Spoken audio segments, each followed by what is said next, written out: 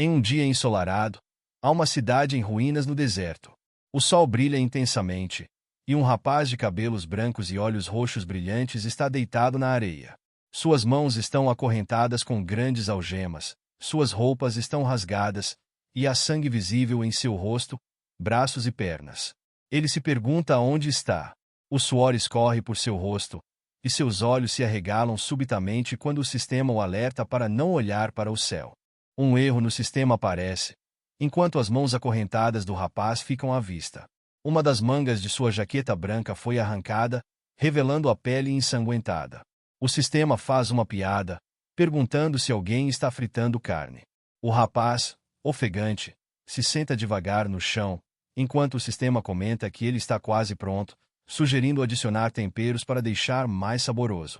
O sistema também observa que já há uma crosta de sangue nas costas dele. Suas roupas estão rasgadas, mostrando vestígios de sangue em sua jaqueta, e a pele de suas costas está vermelha e em carne viva. O sistema pergunta se ele pode ouvi-la, enquanto ele olha em volta, intrigado com como foi parar ali. A voz do sistema sugere que ele não pense em tudo de uma vez, reclamando da quantidade de dados para processar.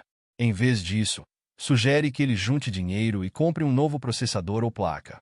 O rapaz está sentado, refletindo sobre viagem no tempo, com edifícios destruídos ao fundo. Algumas casas estão submersas na areia e há destroços por todos os lados. Ele olha para uma direção onde há um prédio sem janelas ou portas, com o segundo andar completamente destruído. A voz do sistema menciona que aquele é um banheiro público com mais de 700 anos. O rapaz comenta que é raro encontrar um lugar com uma classificação de perigo de 3 estrelas e meia. Na tela do sistema, aparece uma criatura serpentina azul com padrões alaranjados no corpo e vários olhos azuis em suas costas, observando em todas as direções. Pés parecidos com os de um sapo são visíveis. A criatura é designada pelo sistema como uma mutação média chamada Foley. O sistema comenta que, embora os banheiros não funcionem mais, os Foley de mutação média sempre dão boas-vindas aos visitantes. O rapaz reflete sobre a taxa de mutação dos Foley e a classificação de perigo, se perguntando se há mais criaturas escondidas naquele banheiro. O sistema observa que ele prefere outro caminho. Entre os edifícios destruídos, só há areia ao redor. A voz do sistema menciona que não há uma única fonte de água em um raio de 100 km e que ele desabaria de desidratação antes de chegar à metade do caminho. O sistema menciona que esta é uma versão atualizada de uma rota famosa, afirmando que o rapaz não tem o direito de recusar. Ao fundo, um abutre de olhos vermelhos devora um crânio humano. O sistema aponta que há uma grande oportunidade naquela direção, com 2 Foley escondidos a apenas 16 metros. Ele sarcasticamente sugere usar um ataque lendário, observando que os Foley se alegrariam com o almoço repentino. Enquanto o rapaz observa o ambiente, percebe que está recebendo informações sobre tudo o que seu olhar toca. Ele pensa que isso é uma espécie de bênção para viajantes do tempo. O rapaz olha ao redor e, considerando que as 3 direções são perigosas, conclui que há apenas uma opção restante. O sistema concorda, afirmando que há água naquela direção, e menciona que, se entre 3 respostas houver apenas uma curta, ela deve ser escolhida. Com as mãos acorrentadas, ele se apoia no chão aquecido pelo sol. O sistema exige atenção, mas o rapaz ignora sua voz, focado em suas próprias reflexões. O rapaz se levanta do chão, enquanto o sistema informa que a situação é a seguinte: 5 garotas estão feridas e não podem mais usar habilidades tradicionais. Ele olha para suas mãos acorrentadas, com as palmas manchadas de sangue e uma inscrição incompreensível exibida nas algemas. Ele se pergunta se tornou um criminoso nesta vida, mas o sistema comenta que as algemas parecem estranhas. Embora à primeira vista pareçam algemas comuns, as pessoas há muito deixaram de acreditar nisso, pois os aristocratas do 4º andar as transformaram em um meio de espionar escravos.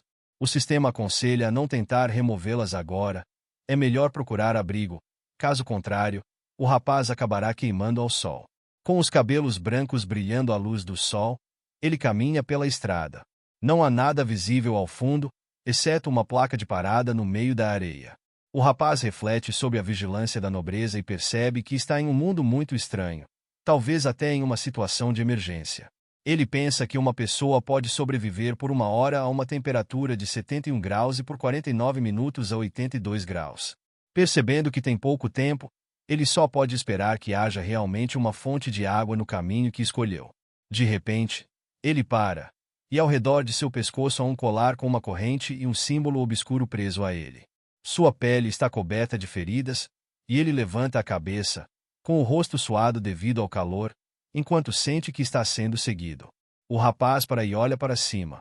Em um grande salão, 3 pessoas assistem a uma TV, onde ele aparece.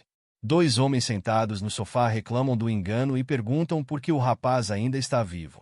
Um homem de cabelos azuis e máscara no rosto franze a testa, irritado, dizendo que o rapaz está resistindo por mais de 10 minutos. Uma mulher vestida de vermelho, usando uma máscara branca, pergunta se ele realmente passou pela porta azul. Ela comenta que as zonas azuis são as mais quentes e se surpreende que o rapaz pareça tão animado. Outra mulher, com cabelos rosa e máscara verde, observa o rapaz pela TV, refletindo sobre como gostaria de ver os Fallen devorando pessoas e se perguntando onde estão todos os monstros. Por trás de sua máscara, é possível ver um olho amarelo, e ela se enche de raiva ao pensar que o apresentador não foi capaz de empurrar o talentoso que está fingindo ser um escravo. Ela olha para a TV, onde o rapaz de cabelos brancos continua caminhando, e comenta, insatisfeita, que ele parece absolutamente calmo. O rapaz anda, contando seus passos, enquanto pensa que as pessoas que vivem tanto na torre quanto fora dela são perigosas, e sobreviver parece impossível. Ele franze a testa, fecha os olhos e tenta pensar. Reflete sobre o fato de que ninguém vive ali há 700 anos, a temperatura de 60 graus, os dispositivos de vigilância, a torre, o grau médio de mutação, o ambiente hostil e a aristocracia do 4º andar. Pensa também nos monstros Fallen fora da torre, na nobreza do 4º andar e no fato de que a torre possui uma hierarquia clara. Quanto mais alto o nível, maior o status. Continuando a contar seus passos, ele reflete sobre como as algemas mantêm um registro de como as pessoas sobrevivem fora da torre e percebe que isso é uma aposta pela sobrevivência. Acelerando o passo, o rapaz pensa que essa situação é, de certa forma, interessante. Ele observa a cidade ao redor. O sol brilha intensamente, e há rachaduras na estrada de onde brotam pequenos tufos de grama. Ao fundo, são visíveis prédios altos e destruídos. A temperatura parece ter subido ainda mais, e ele percebe que precisa encontrar alguma sombra em pouco tempo. Caso contrário, sua eficiência cairá drasticamente. Ele para de repente ao notar algo. Virando a cabeça, vê um hidrante com água escorrendo. Os créditos por encontrar a água deveriam ir para a narração.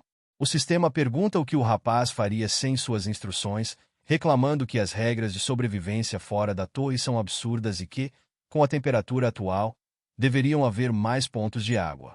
O rapaz se aproxima do hidrante, estendendo sua mão acorrentada e tocando o fino fio de água. Ele pensa que o hidrante está funcionando bem, notando que, mesmo com os 70 graus do lado de fora, a água está gelada. O sistema comenta que isso significa que a água subterrânea ainda não teve tempo de aquecer. O rapaz se vira, afastando-se do hidrante, e compreende que, nesse caso, pode descer para o esgoto, onde a temperatura deve ser mais baixa. Ele anda rapidamente pela estrada, observando os prédios altos e raciocinando que, se há um abastecimento de água, o acesso ao esgoto deve estar por perto. Ao virar a esquina de um dos edifícios, ele avista uma tampa de bueiro amassada, com gotas de sangue no chão próximo. O sistema informa que ele encontrou o refúgio favorito de ratos e baratas, acrescentando que não há mais necessidade de fritar sob o sol escaldante. O rapaz empurra a tampa do bueiro com o pé e pensa que essa é apenas uma solução temporária. Ele entende que, por mais sorte que tenha, não conseguirá sobreviver muito tempo nessas condições. O sistema afirma que ele está plenamente ciente da situação.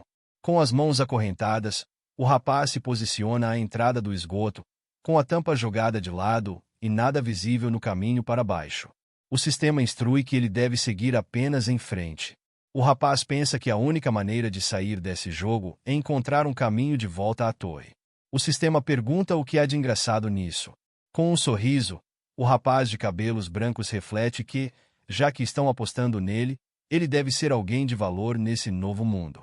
Ele percebe que o sistema não mencionou se as algemas poderiam transmitir som e se questiona sobre qual língua é falada naquele lugar. Erguendo as mãos com um sorriso irônico, ele decide mostrar que não vai seguir as regras impostas, levantando os 2 dedos do meio e sorrindo. O sistema declara que isso é terrível. No grande salão, muitas pessoas assistem à cena na TV, gritando sobre como aquele escravo é arrogante. Alguém questiona se ele é realmente um dotado. Um homem de terno preto e máscara branca joga uma taça de vinho, que se quebra ao atingir o chão. O homem grita que tudo não passa de uma encenação e que o rapaz é apenas um ator. Um homem de jaqueta azul, visivelmente irritado, corre até ele, exigindo que o rapaz de cabelos brancos morra. Ele pergunta onde estão os Fallen e exige que despedacem o rapaz. Uma garota de cabelos cor-de-rosa e máscara verde observa a cena do balcão, conversando ao telefone. Algumas pessoas comentam que a situação até parece engraçada, enquanto outra pessoa diz que não acreditava que sua aposta funcionaria e que o rapaz sobreviveu por mais tempo do que o esperado. A garota ouve alguém no telefone garantir que o rapaz está destinado à morte, referindo-se a ele como uma mercadoria e afirmando que ele é, sem dúvida, um dos mendigos de baixo nível. A pessoa no telefone assegura que ele definitivamente não tem nenhum talento. A garota responde que espera não precisar ser lembrada do que deve ser feito. Em um subúrbio, em uma imensa mansão de tijolos, um velho mordomo de luvas brancas desliga o telefone fixo. Ele está parado próximo à mesa com o aparelho, suspira e enxuga o suor do rosto com um lenço branco. O mordomo comenta que o alvo está na zona azul e pede ao homem na sombra que finja ser um Fallen e elimine a mercadoria. O mordomo se vira para o homem na escuridão, dizendo que os convidados não devem suspeitar de nada. O homem nas sombras responde afirmativamente, e o mordomo o observa, questionando.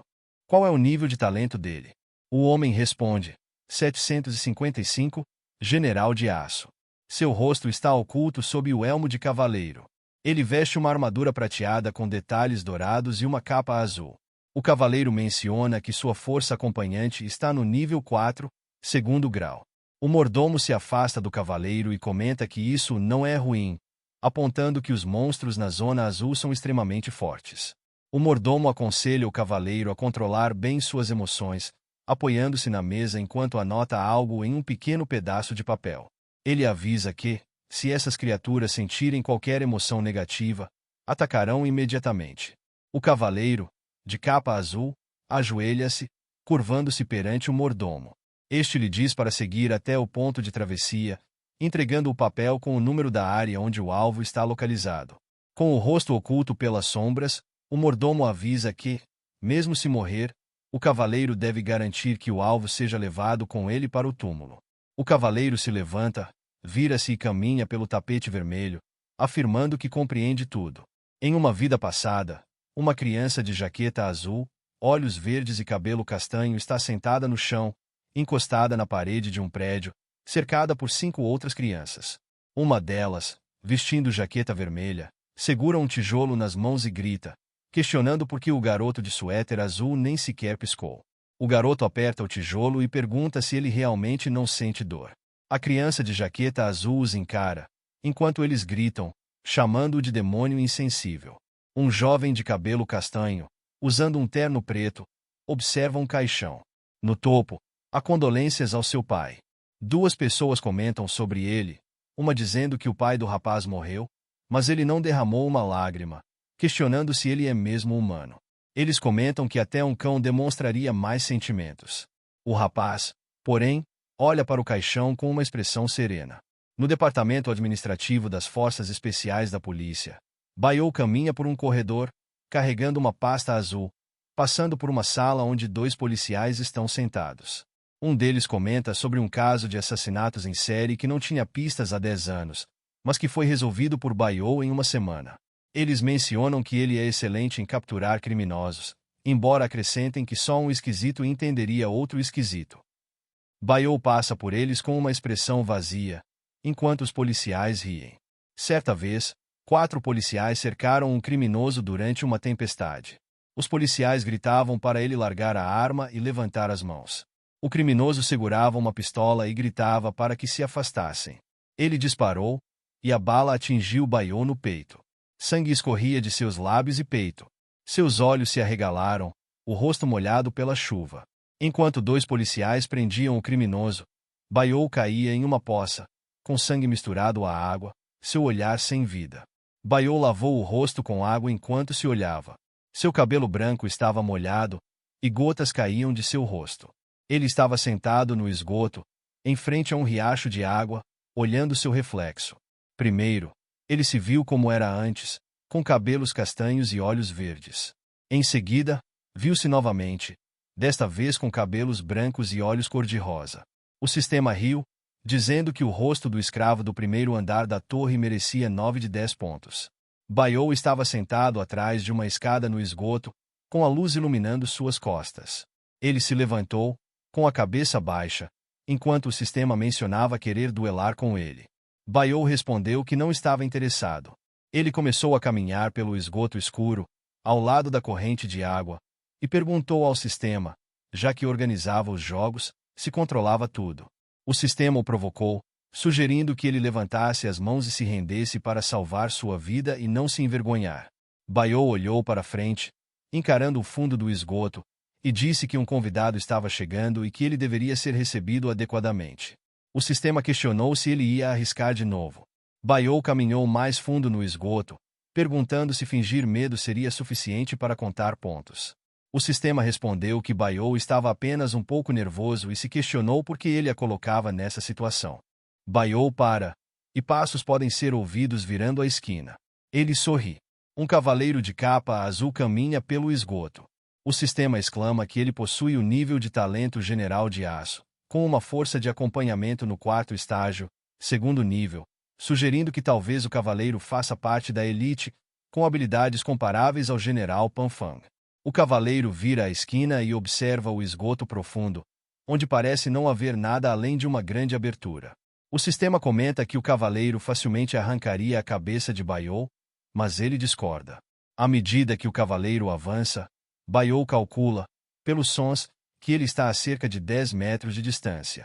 Ele percebe que o esgoto é sinuoso e que o cavaleiro não conseguirá se aproximar facilmente, dificultando a tarefa de matá-lo. Baiou está perto da parede do esgoto, sorrindo enquanto desvia o olhar. O sistema, indiferente, afirma que ele morrerá de qualquer maneira, mencionando que o cavaleiro desconfia muito dos antigos métodos de luta de Koukou. Baiou provoca o cavaleiro, dizendo que ele finalmente chegou. O cavaleiro de capa azul, para ouvir sua voz, olha ao redor, mas não vê Baiou. Este então questiona se essa é a velocidade de alguém com força de nível 2 e talento de general de aço. O cavaleiro corre pelo esgoto em direção à voz de Baiou. Baiou sorri, dizendo que não há necessidade de se surpreender, e pergunta se o cavaleiro não está curioso sobre como ele sabe de suas habilidades. O cavaleiro, em silêncio, continua ouvindo enquanto Baiou pergunta se ele realmente pensou que um escravo de baixo nível conseguiria sobreviver tanto tempo ali. O cavaleiro cerra o punho, e uma faca surge de uma placa dourada. Baiou ri do cavaleiro, dizendo que ele não esperava que fosse uma missão de assassinato tão incomum. O cavaleiro segue caminhando pelo esgoto, com o punho fechado, enquanto Baiou comenta que a casa de apostas deve estar em frenesi agora, já que muitos querem sua morte. Ele afirma que o chefe enviou o cavaleiro para eliminá-lo e pergunta se o cavaleiro está certo de que isso não faz parte de um plano maior. O esgoto está escuro, com a única luz vindo da grande abertura ao final. Baiou menciona que deveria ter morrido fora da torre, mas não morreu, zombando de todos. Ele diz que isso cria um efeito interessante para o show. O cavaleiro para e olha à frente. Baiou afirma que o chefe enviou um cavaleiro para matá-lo, e que todos estão aguardando o momento em que o cavaleiro o despedaçará. O cavaleiro desvia o olhar. Baiou vira a esquina e encara o cavaleiro com os olhos semicerrados. Ele provoca o cavaleiro, dizendo que não será dilacerado, mas que o cavaleiro ficará ali para sempre. Baiou se aproxima do cavaleiro, que o observa atentamente. Baiou levanta as mãos algemadas, erguendo o dedo indicador. Ele fala sobre como pisará sobre o cadáver do cavaleiro e continuará a zombar dos aristocratas, mencionando que, nesse momento, o negociante iniciará um novo jogo, e os jogadores ficarão ainda mais insanos. 6 olhos azuis com pupilas negras aparecem na escuridão. O cavaleiro assume uma posição de combate, Sua capa se agita ao vento enquanto ele segura a espada em prontidão. Baiou continua, perguntando se o cavaleiro está pronto para receber o último presente. Uma criatura gigantesca e azul aparece acima da cabeça de Baiou, com vários olhos em suas costas. Baiou mantém as mãos levantadas, apontando para a criatura. A criatura abre sua boca, revelando uma fileira de dentes afiados. Baiou baixa as mãos, apontando o dedo em direção ao cavaleiro, e a criatura escancara ainda mais a boca, revelando um grande olho azul e mais dentes afiados. Baiou sorri enquanto seus cabelos cobrem um de seus olhos. A criatura avança, passando por Baiou calmamente, e engole o cavaleiro em sua boca. O cavaleiro, pego de surpresa, não esperava por isso. Baiou sorri, observando a cena enquanto o cavaleiro grita desesperado. A criatura interrompe seu movimento e mata o cavaleiro, com sangue visível na pele azul do monstro. Baiou observa enquanto a criatura arrasta o cavaleiro para debaixo d'água. O sistema elogia Baiou. Ele se aproxima da água, onde o sangue é claramente visível na superfície. Baiou comenta que é uma pena, pois havia água limpa ali. Ao olhar para o cavaleiro morto, parado perto da água, ele vê o longo corpo da criatura e seus olhos. A água está tingida de vermelho com o sangue do cavaleiro. O sistema aconselha Baiou a não agradecer à criatura pessoalmente, alertando que ele poderá atrair a atenção dos caídos ao demonstrar qualquer emoção negativa, mesmo que mínima. Na água, a capa rasgada do cavaleiro e seu capacete estão visíveis. O sistema lembra que Baiou queria mandar o cavaleiro para o outro mundo. Baiou coloca um pé na água e, com um tom irônico, diz ao sistema para esquecer isso, afirmando que ele é um garoto positivo e não deveria gerar emoções negativas. Ele entra na água, com a criatura visível próxima, e o corpo do cavaleiro boiando no sangue. O sistema sugere que Baiou procure algo no corpo do cavaleiro, garantindo que isso lhe trará emoções positivas. Baiou retira da água um dispositivo circular. Ele o examina em suas mãos, e uma luz azul brilha na superfície do objeto. O sistema revela que é uma lenda ouro-negra, o dispositivo de retorno que Baiou tanto queria. Ela diz para ele girar o dispositivo e será transportado para onde quiser. Baiou segura o dispositivo com ambas as mãos e o gira.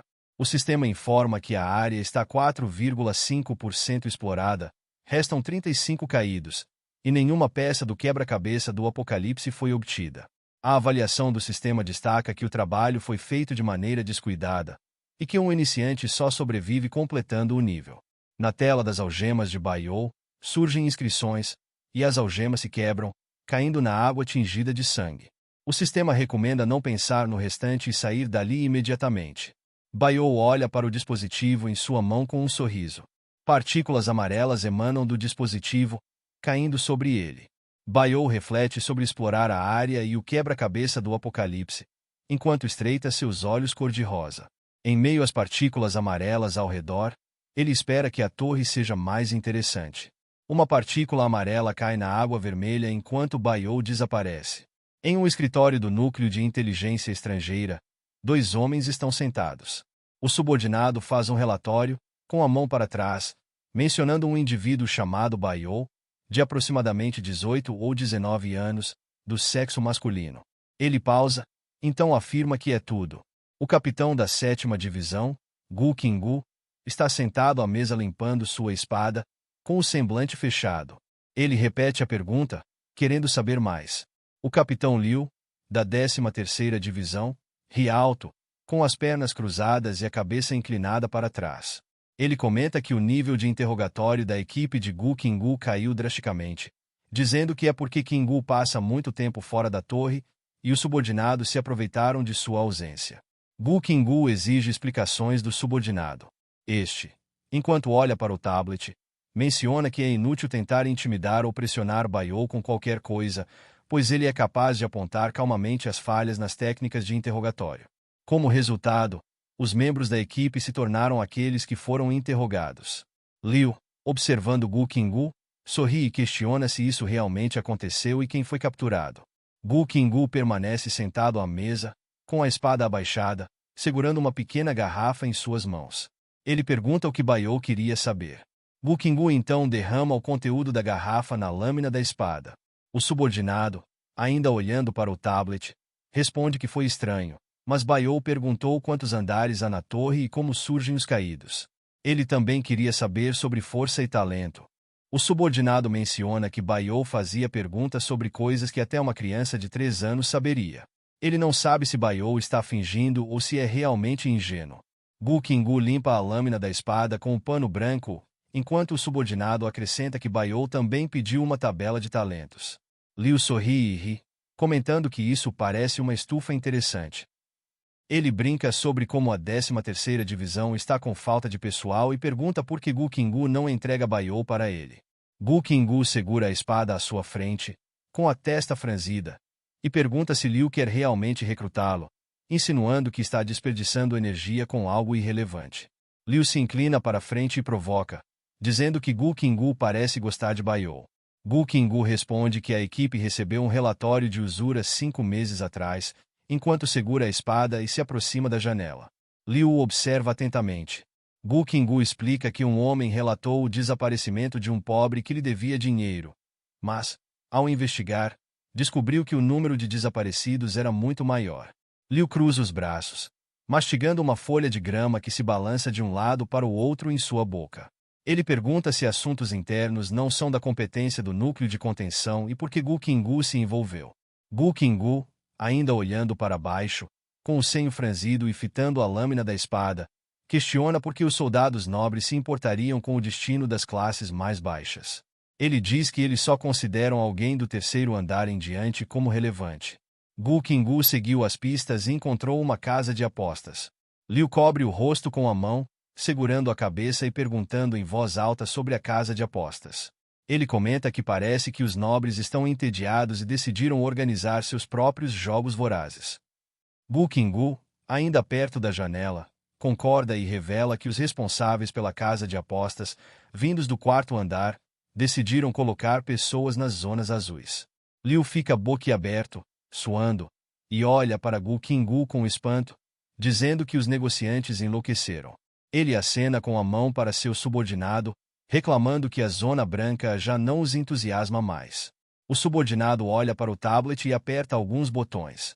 Gu Qinggu continua, explicando que as temperaturas extremas e o alto nível de perigo na zona azul oferecem um prazer maior para essas pessoas.